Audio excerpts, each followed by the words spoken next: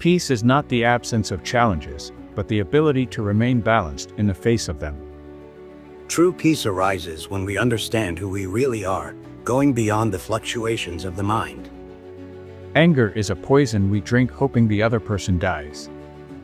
When we free ourselves from the agitations of the mind, our most authentic essence begins to manifest. Hello, I'm Rumi and Oliver, and today I have the honor of welcoming two of the greatest spiritual masters of all time.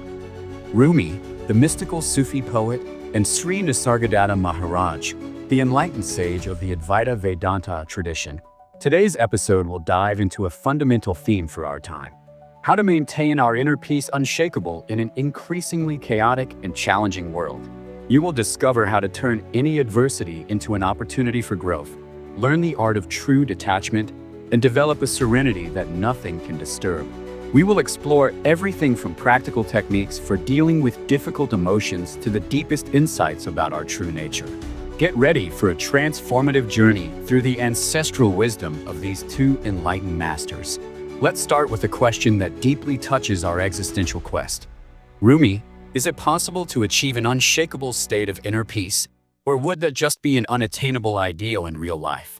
Rubian, this quest for unshakable inner peace may seem challenging, but it is a path of continuous transformation.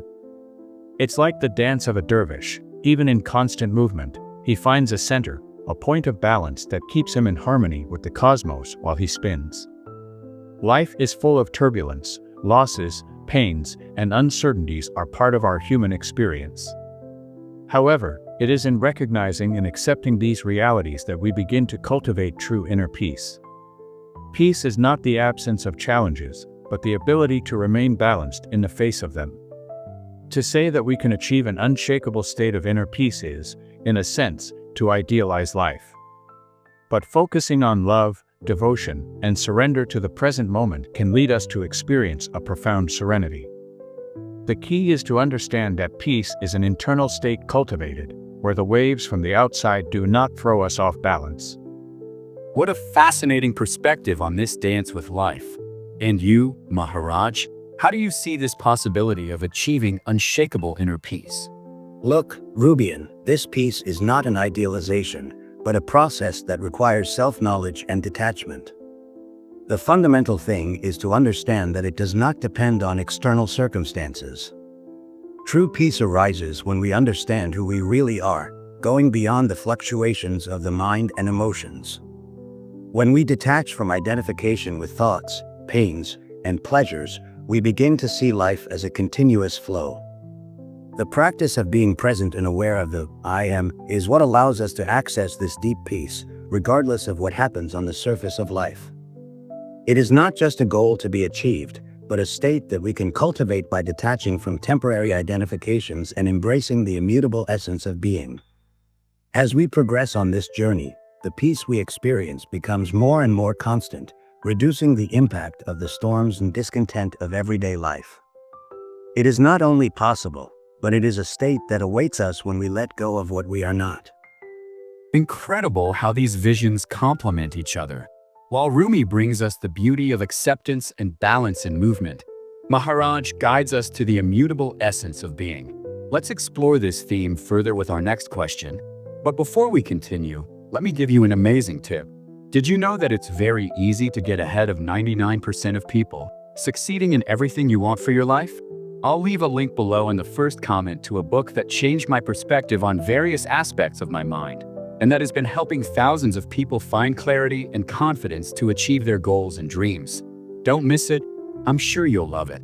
Now, another powerful question that we all face at some point. Rumi, this phrase about anger being a poison we drink hoping the other person dies is very impactful. How can we really free ourselves from this cycle of resentment and anger that traps us so much? Rubian, this liberation is an internal journey that requires courage and deep reflection. You know that dancer in a trance, expressing his pain through movement. Anger also needs to be recognized and expressed, not as something that defines us, but as part of our human experience. The first step is to accept that anger is a normal feeling, but it is not our essence. Then, we need to develop empathy, looking beyond our own pain to understand the other's perspective. It's like a heart that, even when wounded, begins to open up to understand another's pain. Surrender is fundamental in this process. When we let go of the need to control the past, we find relief. Gratitude also plays a transformative role. By recognizing the lessons these experiences bring us, we convert the poison into medicine for our soul. And finally, love and spiritual connection are our greatest allies. When we open space in our hearts, even if minimally, emotional barriers begin to dissolve naturally. What a transformative perspective. Maharaj, I would love to hear your view on how we can free ourselves from this poison that is anger and resentment. Rubian, it is crucial to understand that anger arises from our identification with experiences and mental offenses. The path to liberation begins with self-observation. When anger emerges, we need to become witnesses to it, questioning its origin and its meaning in our lives. It's like observing a storm. When we are in the middle of it, everything seems chaotic and overwhelming. But as we distance ourselves a little, we realize its transient nature. Anger is like that, a transient experience that we can observe without identifying with it. Resentment is the bondage we create for ourselves. True freedom comes when we recognize that we are the consciousness witnessing these emotions, not the emotions themselves. By seeing the other as part of our growth journey, we open space for love and understanding to naturally replace anger. Extraordinary how both of you show us complementary paths to healing. Self-compassion and detachment emerge as powerful tools to transform this poison into medicine for the soul. Let's move on to our next question. An intriguing question that makes us reflect on our relationships. Rumi, is transforming everyone into teachers a realistic approach or a way to deny the existence of toxic and harmful people? Rubian, this is a perspective that deserves careful analysis. Imagine life as a large classroom where each interaction becomes an opportunity for learning and growth. When we adopt this view, even the most challenging experiences can turn into valuable lessons about ourselves and the world. For example, when we encounter behaviors we consider negative, we have the chance to reflect on our own reactions and boundaries. It's like a mirror reflecting our insecurities or prejudices, inviting us to dive deeper into our self-knowledge. But it's important to emphasize, this does not mean denying the existence of evil or toxicity. Wisdom lies precisely in discerning when we should extract lessons from these experiences and when it is necessary to establish clear boundaries to protect our emotional and spiritual health. Fascinating, this perspective on learning and discernment. And you, Maharaj, how do you see this issue of transforming everyone into teachers on our journey? Look, Rubian, this is a question that requires a balanced perspective. Every interaction, even seemingly negative ones, carries the potential for learning. When we encounter people we consider toxic, we can use that as a mirror to examine aspects of ourselves that need attention, whether it's our need to establish healthy boundaries, cultivate compassion, or practice detachment. However, this does not mean romanticizing harmful behaviors. True wisdom lies in developing the discernment to understand when a relationship can teach us something and when it is wiser to keep our distance. It's like cultivating a garden. Some plants need to be pruned, others completely removed so that the whole remains healthy. Detachment is fundamental in this process. It allows us to recognize when an interaction is no longer beneficial and to distance ourselves from it without carrying resentments. What a beautiful balance between wisdom and discernment. I realize that it's not about idealizing all relationships, but about developing the maturity to extract learnings while maintaining our healthy boundaries. And for you who are noticing the quality of this conversation and the depth and importance of what we are discussing here, please help us by leaving your like and also comment on what you would like to see here on our channel. I sincerely appreciate your help. Now let's explore a delicate question that we have all experienced. Rumi, can envy be transformed into inspiration? Or is this a way to repress a natural human emotion? Rubian, think of envy as an energy that can be directed. It's like a river that, when well channeled, can generate strength and movement, but when uncontrolled, can cause destruction. Envy arises naturally from comparison and the desire for something we admire in others. The secret lies in using this emotion as a mirror for our own journey. When we feel envy for someone else's success, we can ask ourselves, what does this reveal about my own dreams and aspirations?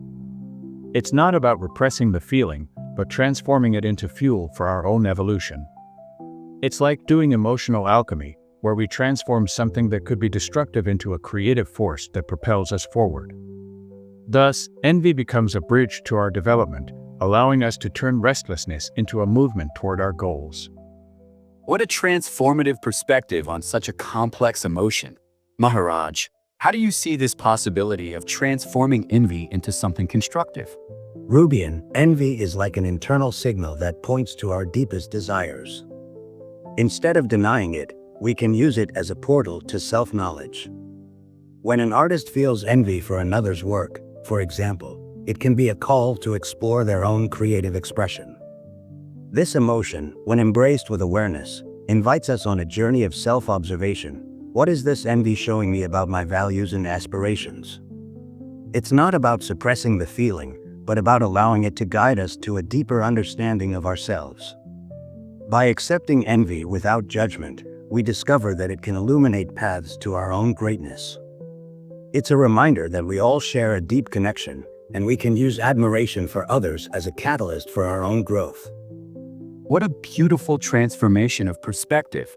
I see that both of you show us how we can use this challenging emotion as a compass for our personal development. A delicate and profound question that deserves our reflection. Rumi, do you see the statement, "No one can hurt you without your consent," as empowering or as a form of secondary victimization? Rubian, this is a question that needs to be approached with great sensitivity. It's like walking a tightrope between empowerment and invalidation. On one hand, recognizing our power of choice over how we react to situations can be liberating. It's like having the reins of our own emotional experience, understanding that we can choose our steps even in difficult terrain. However, we need to be very careful with this interpretation, especially when dealing with situations of trauma or abuse. Suggesting that someone consented to their own pain can sound not only insensitive but deeply harmful. It would be like telling someone who fell off a cliff that they chose to feel the pain of the fall. True wisdom lies in finding the balance between acknowledging our capacity for healing and validating the reality of painful experiences. It's essential to honor both the potential for transformation and the inherent vulnerability of the human condition. A very sensitive and balanced analysis. Maharaj, I would love to hear your perspective on this complex statement. Look, Rubian, this question invites us to take a deeper look at the nature of pain and our relationship with it. It's true that our minds often amplify suffering through our interpretations and reactions, but that doesn't mean we have total control over how experiences affect us. Think of pain as a teacher we didn't choose, yet it still brings important lessons. True freedom isn't about denying pain or taking full responsibility for it, but about developing a new relationship with our experiences, observing them with clarity and compassion. The path of self-knowledge shows us that even in the most challenging situations, we can find a space of inner peace. Not by denying the reality of pain, but by understanding that our essence goes beyond the experiences we live. What a deep and compassionate analysis from both of you. I see how crucial it is to find the balance between empowerment and sensitivity, recognizing both our capacity for healing and the legitimacy of human pain. A question that touches on our relationship with the natural world. Rumi, is living in harmony with nature a viable solution to the stress of modern life, or a romantic ideal disconnected from reality? Rubian, living in harmony with nature is much more than a romantic ideal, it's an essential call for our time. When we allow ourselves this natural connection, we find a space where the noise of modern life naturally dissipates. It's like lying on the grass and letting the breeze touch our face. In that moment, the worries of daily life seem to dissolve. Nature teaches us that we are part of something greater, like ripples in a vast ocean. The rhythm of the seasons, the serenity of a tree in the wind, all invite us to slow down. Just as grass blooms even after storms, we can find resilience amid challenges. This harmony is not an escape from reality, but a reconnection with our essence. It is in this space that we find clarity to reflect on our lives and discover a deeper purpose. What a beautiful perspective on our connection with the natural world. And you, Maharaj, how do you see this possibility of harmonization with nature in our days? Rubian, this harmony with nature is definitely a viable and necessary solution. In today's world, we often lose ourselves seeking external validation through possessions and status, creating deep mental weariness.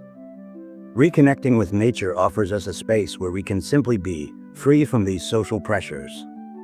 Notice how nature operates in perfect harmony without effort. A tree doesn't worry about comparisons or expectations, it simply exists, offering its gifts to the world. This natural wisdom shows us a path beyond the limitations of the mind. The key is to integrate natural elements into our routine, whether through meditation in a quiet place, outdoor activities, or simply observing the cycle of the seasons. These practices help us find clarity and peace amid apparent chaos. It's impressive how both views show us that the connection with nature is not just a romantic dream, but a fundamental necessity for our well-being in the modern world. Let's explore this theme further. A profound question that makes us reflect on our attitudes. Rumi, is gratitude a transformative practice or just a form of toxic positivity that ignores real problems? Rubian, gratitude is much deeper than simply thinking positive. It's like a dancer in a trance who, even amid sadness, finds beauty in movement. True gratitude doesn't deny difficulties, it allows us to recognize the abundance present even in challenging moments. When we genuinely connect with gratitude, we open our perception to a broader reality where pain and joy can coexist. It's a practice that transforms our relationship with life, like a poet who finds beauty even in the most difficult experiences. This practice is, in fact, an act of creation. It allows us to expand our view beyond immediate problems, recognizing the unity of the human experience. It's an invitation to keep our hearts open to transformation, even when facing adversities. What a profound vision of the true meaning of gratitude. Maharaj, how do you see this practice? Can it really transform our life experience? Rubian, authentic gratitude is like a light that illuminates our perception of reality. It's not an automatic response to favorable circumstances, but a genuine connection with the essence of life. When we practice true gratitude, we begin to recognize the interdependence of all experiences. It's like observing the seasons of nature, each has its unique purpose and beauty. Challenges are not denied, but integrated into our broader understanding of life. This practice guides us toward a fuller existence, where every aspect of experience, whether joy or difficulty, is embraced and valued as part of our growth journey. What a beautiful understanding. I see that true gratitude goes far beyond superficial positive thinking. It's a practice that allows us to embrace life in its entirety. An essential question that touches on our journey of self-knowledge.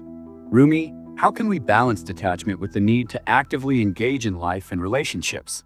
Rubian, this balance is truly a delicate dance, like the relationship between the breeze and the leaves on the trees. Detachment frees us from the binds that can trap us in expectations and suffering, while engagement calls us to fully live each moment. Imagine a dancer in a trance, expressing their essence through movement, reflecting love and pain simultaneously.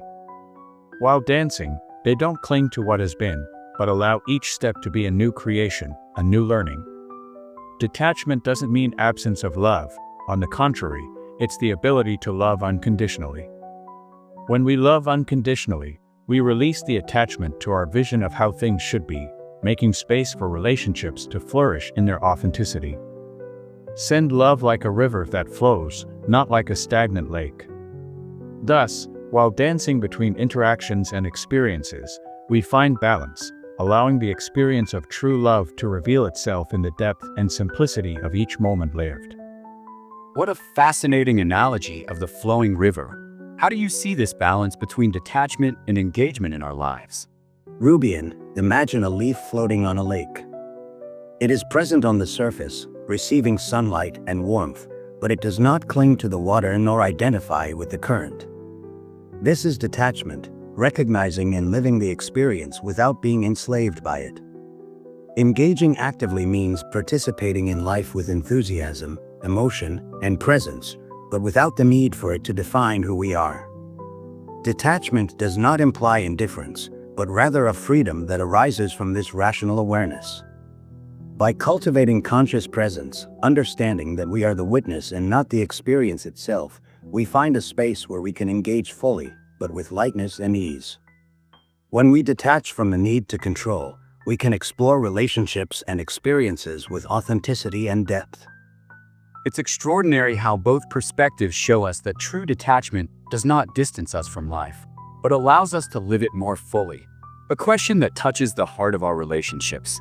Rumi, is it possible to relate to people without creating expectations and, consequently, avoid disappointments? Rubian, expectations are like shadows that can obscure the true beauty of relationships. It is natural to have expectations, even unconsciously, but the secret lies in cultivating awareness and allowing those feelings to flow naturally, without trapping ourselves in them. Imagine a dancer in a trance, expressing their pure essence, without a predefined script. They surrender to the present moment, without judging each movement. This is how we can relate, by being present and allowing people to reveal themselves in their authenticity. True love is not based on conditions. It is a force that simply exists and expresses itself, free from ties. When we let go of the need for things to be a certain way, we open space for the magic of the unexpected. Even when disappointments arise, we can welcome them as temporary visitors, moments that educate and enrich us. True health in relationships lies in recognizing the impermanence and beauty of what is, without the yearning for everything to fit our desires. What a profound view on the nature of relationships. And you, Maharaj, how can we free ourselves from these expectations that imprison us so much? Look, Rubian, the nature of human relationships is complex, and we often bring our own expectations into our connections, which end up becoming invisible prisons. However, it is possible to cultivate a presence that transcends these expectations by committing to accepting others as they truly are. Think of a flowing river. It does not worry about the obstacles in its path, it simply adapts its course naturally. Similarly, in our relationships, we can allow people to be who they are, creating space for more authentic and free relationships. This acceptance does not mean indifference or lack of involvement. On the contrary, it represents a deeper and more liberating love.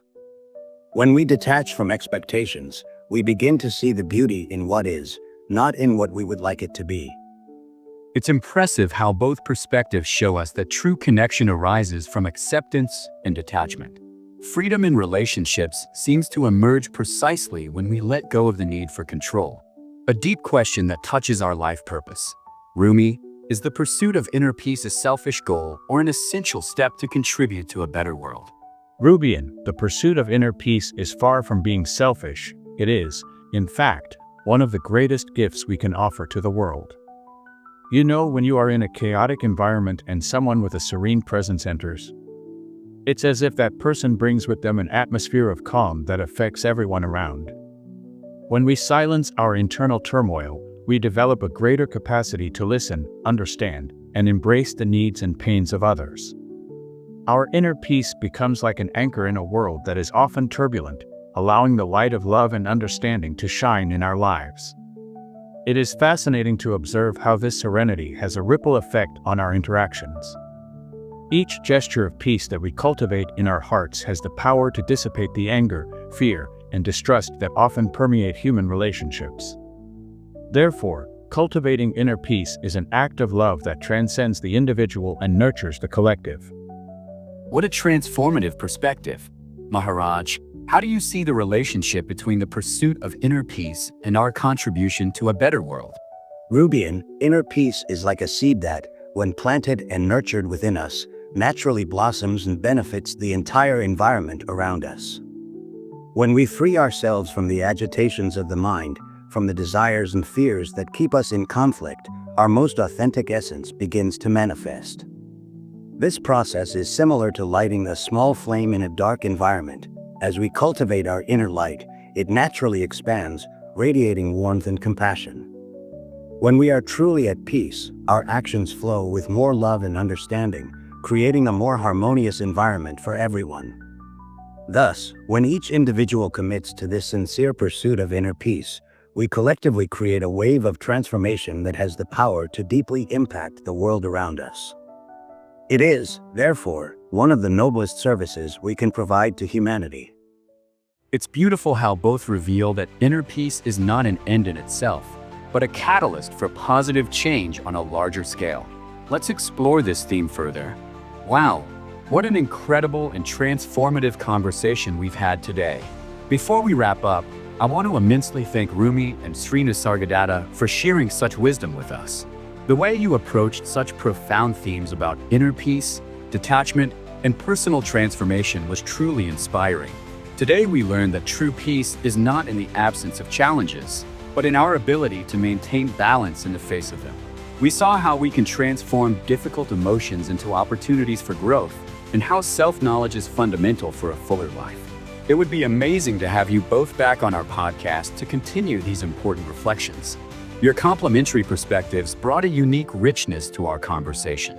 And you watching, don't forget to check out the other 2 videos on the channel that are appearing on your screen right now. Just click on the images to watch.